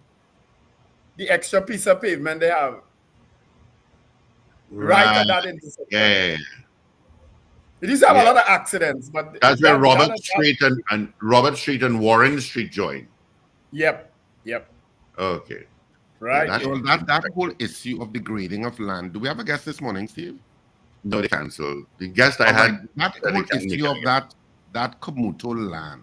I need to read some of this article, because the only reason this struck a chord with me was that other article that raised the issue of those murders from 5 years ago, where apparently the owner of that land, which was situated next to a church, apparently there was a dispute with the land. Somebody wanted to buy it or something like that, and he didn't want to sell. And 2 people were murdered, including the owner of the land. When did we discuss that, Paul? Was it Monday? Both of us talk about that. That issue of that land there, where the owner was killed. Right, in Komuto, because it came up as an issue as part of an investigative report. Yes. But here it is. I just want to read some of it to just give you a sense of this article. SSA Director Major Roger Best has denied giving clearance for government-owned military equipment to be used in grading land at Komoto, which belongs to Pastor Ian Brown. The partially completed Eden Restored Church now stands on the land. Major Best spoke to the newspaper on Monday about the Komoto land and church connected to the ongoing SSA probe for the first time since he was placed on administrative leave on March 2nd for allegedly recruiting members of Brown's Jerusalem Bride Church to the SSA. This is a quote, "I never had any authority over any regiment, equipment, especially from the engineers. I never had the privilege of command in that battalion. You would have to ask the COs, commanding officers, who did," Best said, reporting to a question via messaging service Signal on Monday night. Best, however, did refute that military personnel and equipment had been used on Pastor Brown's property. He would not comment on any other related matters, stating, "We shall speak in due course. Of that, you can rest assured." Paul, that's your opening right there. During the specified period of time in 2016 to 2017 that the work was said to be done on the land, Best said he was at the National Operations Center and then the National Security Training Academy. Both of these entities were placed under the supervision of the SSA after amendment to the SSA Act in 2016. So who gave the go-ahead for the military equipment to be used on Pastor Brown's property? Well-placed sources within the Defense Force, as well as other sources who were previously connected to the Jerusalem Bride Church, confirmed to the newspaper that the Trinidad and Tobago Regiment 1st Engineer Battalion was involved in the project in 2016 to 2017. An intelligence official explained that the project was to cut, grade, and level 15 acres of land in Caratal, Komoto that belonged to Pastor Ian Brown. The establishment of a church commune and aquaculture development was the project's stated goals, according to multiple sources. But who exactly approved the project and why? The approval for the project was granted by Lieutenant Colonel Kester Weeks, the then commanding officer of the 1st Engineer Battalion at the time, who is a member of the Jerusalem Bride Church, alleged an intelligence official.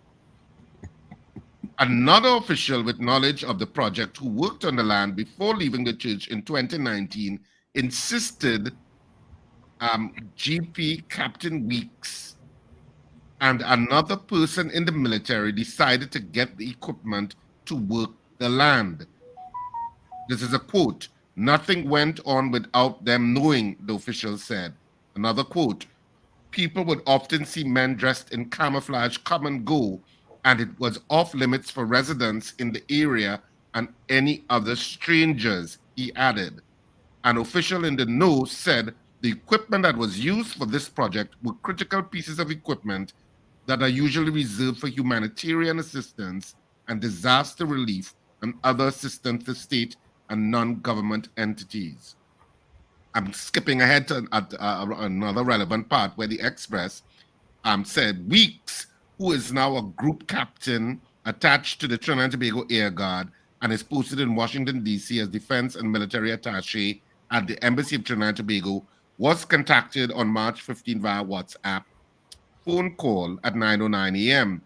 The Express asked Weeks about the connection to Pastor Ian Brown, the project to cut and grade Pastor Brown's land, and his membership of the Jerusalem Bride Church.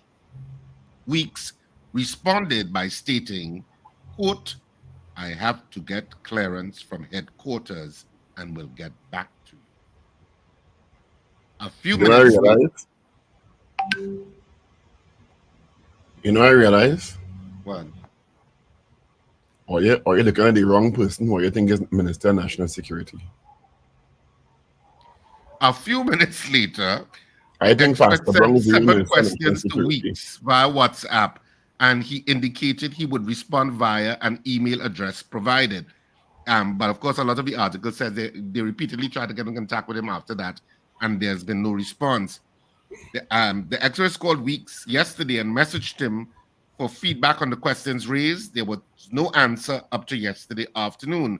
Several questions, including about the land and Weeks' alleged involvement in providing TTR equipment, were also sent to Pastor Brown through 2 intermediaries on March 15th, but both said up to yesterday he had not responded.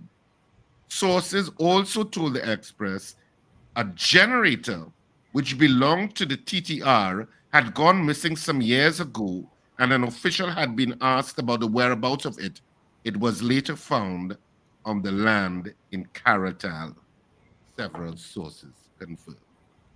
Mm-hmm. What Yep, the hell it's is a really stop. going Let me tell on? you something. What the hell is really going on? You remember some years ago, there was an excavator that was burnt, and nobody could explain how or who at that Kumuto, that army base in Kumuto? Yes, Do I you remember that story? Yes, I remember that. Okay. Strange happenings up in Kumuto area, brother. Kumuto is a place to watch, as Patrick Manning used to say. That is a place to watch. Talking about Patrick Manning, congratulations, David Manning, on his attaining his law degree, LLB. He graduated yesterday. And morning, David. He is now a certified, what you call it? Congratulations, David. I'm sure we'll meet up one day soon and have a drink. Yeah. Yeah, strange things in Kumuto. Strange happenings in Kumuto. They should call that the Army of God Church because it has so much military and paramilitary in it. Yeah. Every time they get promoted or assigned to something else, they give the necessary glory, you know. Let me tell you something. Or you think Minister Hines is the Minister of National Security? Pastor Brown, like he's the real Minister of National Security. I think we should try to get Pastor Brown again, but certainly we should try to get Major Best. Now that he is open to speaking. There are a lot of things in that article that looks, but that raises certain issues about people's reputation. Mm-hmm. And they need to address it to protect your reputation too, because a lot of these things are allegations and sources providing information to an investigative. But how does this church seemingly and potentially the pastor seemingly have so much influence in so many aspects of law enforcement in this country and national security? It's not the influence is not in national security and law enforcement, you know. The influence is in their membership. Don't get tired with churches, you know. Well, but that's the inference of what I'm saying, Wendell. I'm saying that the church seems to have been able to inject its membership, I don't know if it's coincidence, in so many arms of national security. No, it's these people are coming to these churches because of what they seek. And if they're seeking the glorification of God and whatnot, or the word of God, nothing wrong with that, you know. But it goes further. I'm not my issue is not whether people go to God or not. That's their personal choice. That's what I'm saying. My issue is is it coincidental that so many of these church members are in so many arms of law enforcement?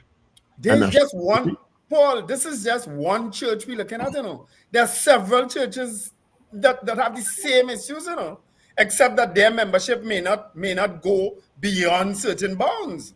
But there are several churches where a lot of people within the military and paramilitary organizations go to, you know.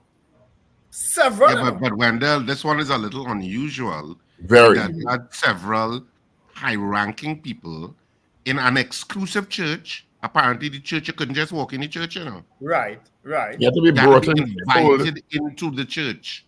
So this one may be different. This one may have operated differently. Well, of course, it's different. It raised the national security issue. Yeah. Correct.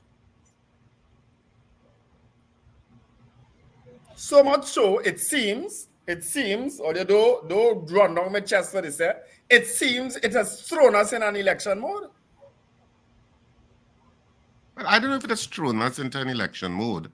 I think it's concerning, and I think How you get there? Or they come by Rumbox Friday. How you just get there? Come by Rumbox Friday now. I think we were in election mode before this. Oh gosh. I don't want to say so much, but I gotta be biting my tongue. But I mean, a threat to national security, which is how it's worded, and which is why I brought it up even with Mariano, when Mariano's saying that people make mistakes. No, this is not just an ordinary mistake. Yeah. This was worded as a threat to national security. That puts it in a different, completely different rubric. It does. Richard, they recalled one of the country's top diplomats based in Washington, D.C., took him off duty, recalled him from his diplomatic posting, and he is not only the ambassador to Washington, D.C., he also had several other significant portfolios aligned to energy. You understand?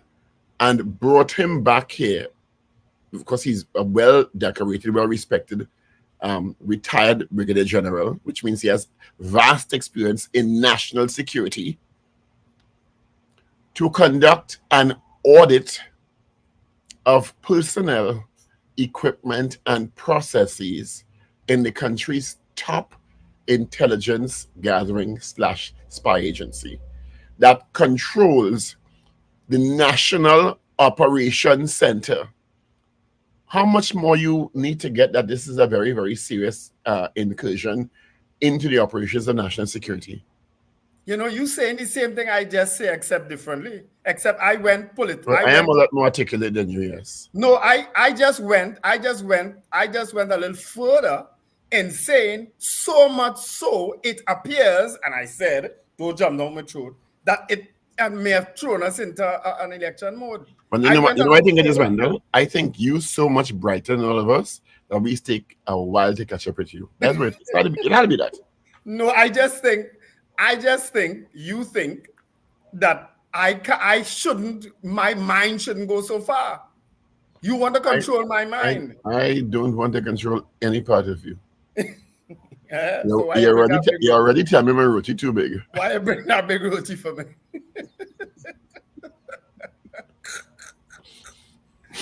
Oh, God. Listen, I think my mind works overtime sometimes, right? And I probably think a little more political than you guys. I see the signs, you know. I went through 2010, you know. I don't know if you all know, I was in the middle of that campaign, TV every night, radio every morning. I am watching this campaign and going through this 2010 campaign. Up to now, I don't even know why an election was called. Let me tell you. I went why I know. Mm-hmm. It's it may there are things I know I can't see. Mm-hmm. Mm-hmm. Because I can't compromise this. Read Finbar Collins' comment there. Highlight it and put it out. Right? And I know what you're saying, you know. Mm-hmm. It's just some things we can't say. Because if there were operations potentially unauthorized going on inside the SSA, there may be or may not be political implications. Everything in this place. I drive down your road now. I drive into your neighborhood. Everything in this place have political implications. Right, I know that now. But based on what I have been informed, right? Part of what the audit may be to identify what were legitimate operations and what may have been illegitimate or unauthorized operations within the SSA and the implications of the information gathered in those cases. Mm. Remember, I asked a question when we started this talking about this subject. Which agency is responsible now for putting on all those cameras all over the place? The Ministry of National Security. Is it that the SSA is the arm assigned to do it because of their operations? The Ministry of National Security provides the infrastructure and assigns control to whatever agency they deem appropriate. Right. So that's why I'm asking, is that agency the SSA? Well, the fact that the Prime Minister indicated to the national community that retired Brigadier Anthony Philip Spencer is conducting an audit of equipment, which means equipment either bought, procured, and or used for whatever reasons, it indicates to me that there may be questions as to the hiring/HR practices, the processes used to hire, and equipment bought and the way equipment may have been used. Okay, so Friday, we meet by Rumbox on midday. We'll check to see that there are no drones in the area so they can hear what we're saying. But Friday... Are we leaving our phones in the cars? Because you don't we're leaving phones in the car. You don't and need a drone. I will switch off my very high-tech camera system. It's like a national security. It's like a national security meeting. I switch it off my very high-tech system. You don't, let me tell you, you don't we have calls, guys. So if I say midday, you all know the code is really not midday, right? I'm saying it for the public consumption, right? What? You know this highly monitored, right? I know. You know that, right? Oh, yeah. Highly. And our program in particular now. Amazing is find that phone off that skin and blanket, Paul. I mean, it's just incredulous how all of this is playing out. It's just incredible. Right? Mm. Mm-hmm. I mean, and I mean, there's a lot of obviously investigative work taking place by some media houses, really trying to find out what the hell. Mm-hmm. There is a name really the truth that is going to be substantially added to this equation very soon. All right. Not an unfamiliar name. Okay. Good morning. Morning. Good morning. Good morning, gentlemen. Morning, Tanti Zina. Morning, Tanti.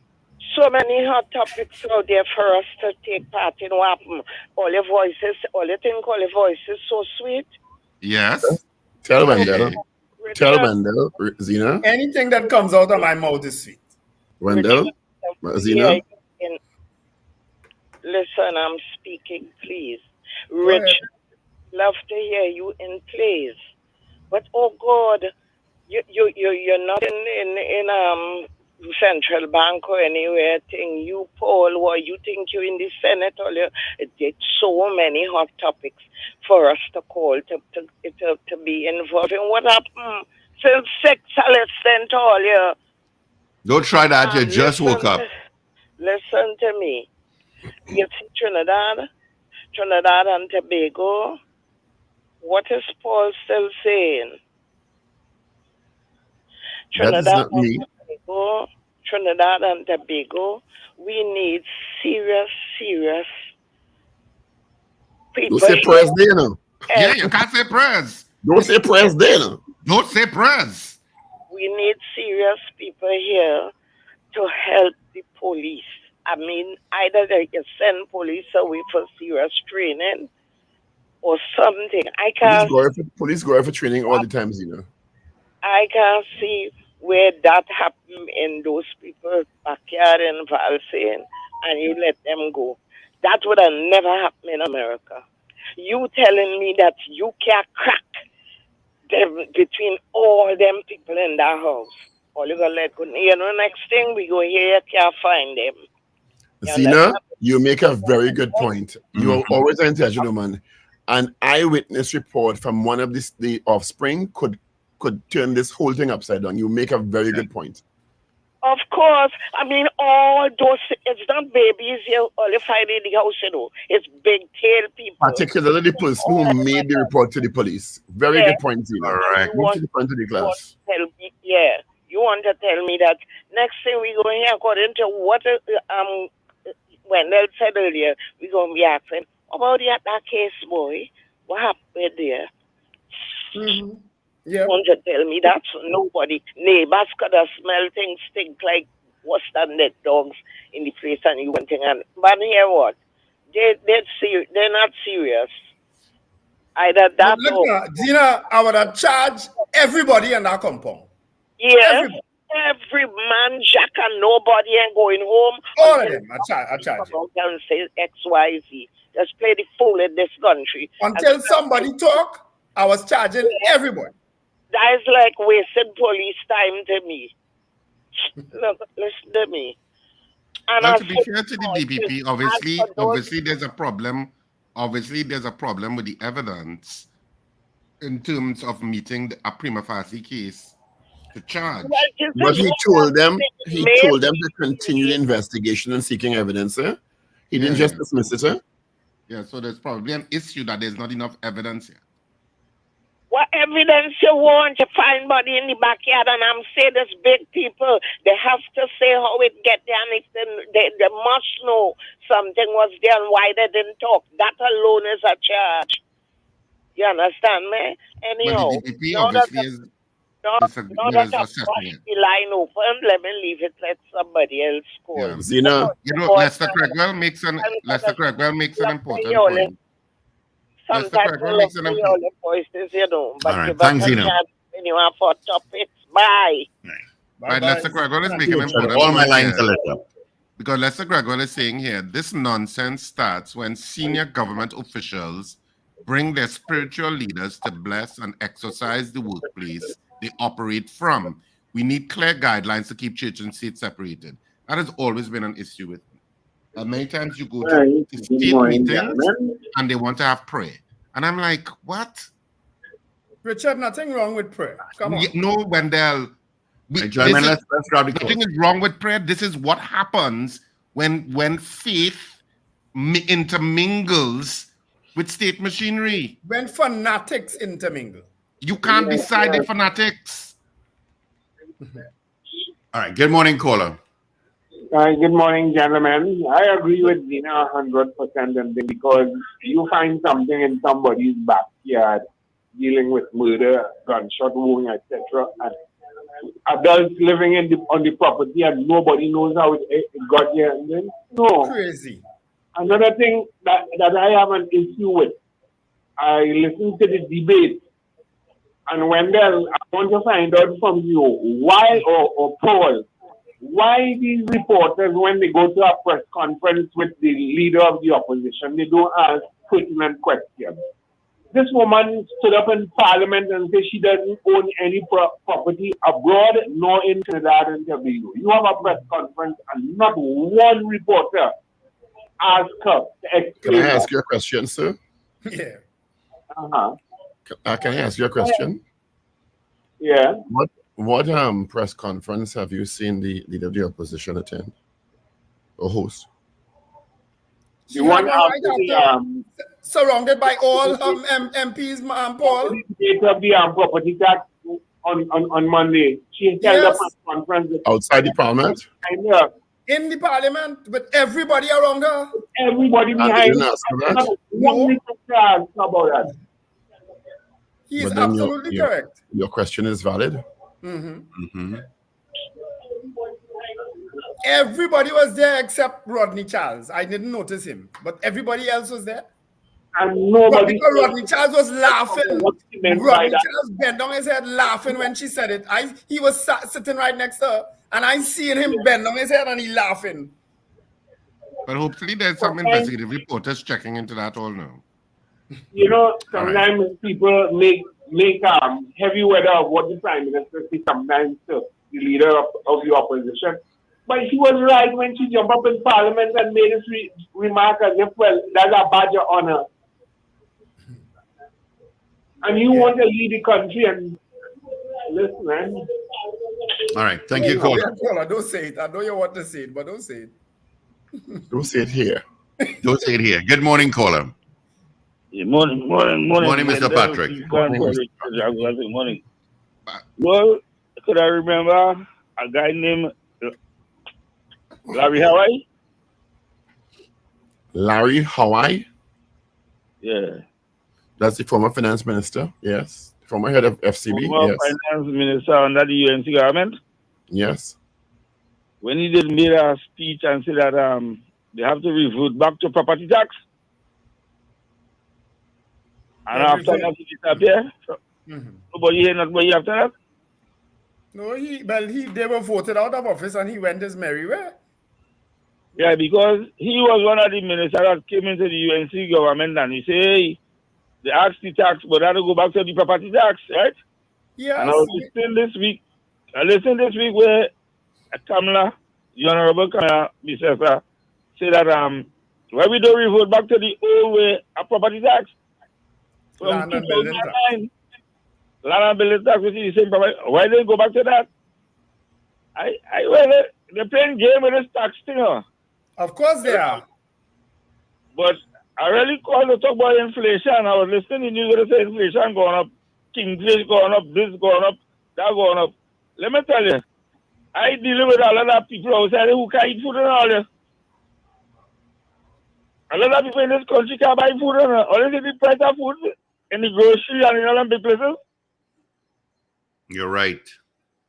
Only see the prices and when we talking about the past and the land and they say, yeah, that damn nice, that good security. But a lot of people in this country can't eat. And what are you doing to help them, Mr. Patrick? Because that's what we need to do. Well, I can start helping in a little way I can help. But, right. Well, that's all you could do, you know. That's all you could do. But that's all you could do at the end of the day, you know. Because yeah. I don't know if you know, I did a comparison, which I would have sent it to you, of living here and living in Portugal. Food is an issue all over the world, you know. Yeah, I know that. Because our friends in Canada was talking to me just recently. The son, sister, she lives in Canada. And she said, the money you to pay for food now in the grocery, when you come out now, it's a little bit of a bag. Yeah. In America too. That's a reality. Right? So at the end of the day, like this inflation going right around the world, right? But how could we deal? Because our little Shiraz talked this weekend with the Robbie family and the Robbie of Castleville. And he asking it to lock up shop. The price I think got to go back up again. And farmers tend to brace for high food prices. Farmers. Yeah. So how we deal with that? Thank you, Mr. Patrick. A minister of somebody who come and talk about food in Trinidad. All right. All right. Lots of calls coming through. Short and sweet. Good morning. I'm curious that Lincoln hasn't called because he has military. All my lines are lit up for it, so I don't know which one. Good morning. Lincoln going quiet these days. Good morning. Morning. Yeah, that point that Sina made, that was exactly my point with that issue. But I want to make us say something here. I have noticed when I wake up in the morning to break my dawn, there's a particular program. This crime is every single day.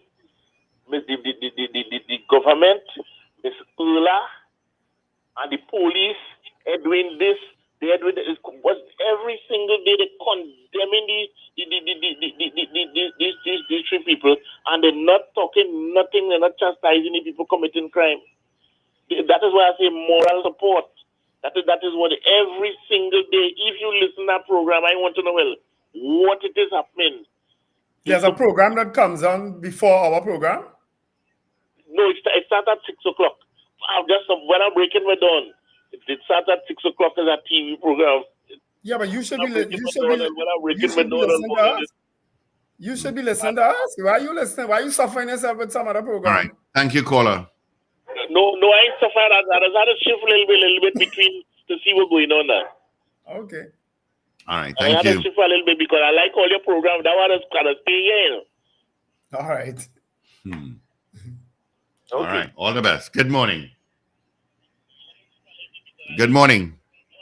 Morning, gentlemen. Morning. Morning, Ms. Diggle. Morning. I am only hoping this government continues with this property tax and they don't back down from it, because we have been waiting. I have been putting my money in the kitty, just waiting for when they decide to say how much it is. This country, I don't know.